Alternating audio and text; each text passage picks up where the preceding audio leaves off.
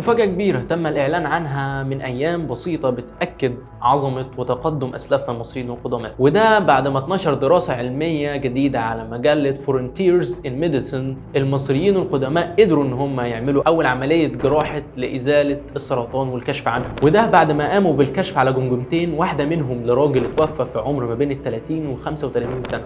عايش في الفترة ما بين 2686 و 2345، ودي تقريبا نفس الفترة اللي اتبنى فيها الهرم الكبير بتاع خوفو. وتم اكتشاف ان الشخص ده كان بيعاني من مرض السرطان في الدماغ،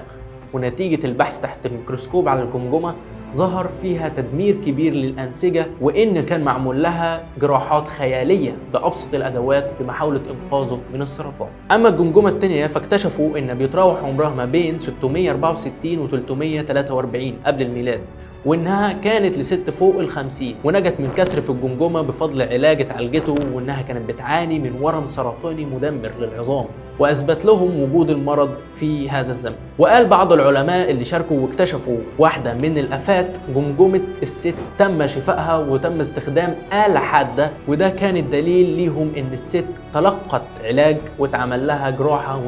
ونجت منها. الدراسة كمان بتقول إن الاكتشاف يعتبر فريد من نوعه، بيوضح إزاي المصري القديم قدر يكتشف السرطان قبل أكتر من 4000 سنة، وإنه قدر يتعامل مع الكسور المعقدة بالجمجمة، وده إضافة قوية لمهارة المصري القديم في الطب، وإنه مش بس قدر يعمل أطراف صناعية وحشو للأسنان، ولكن تفوقه وصل لمراحل أبعد من كده بكتير.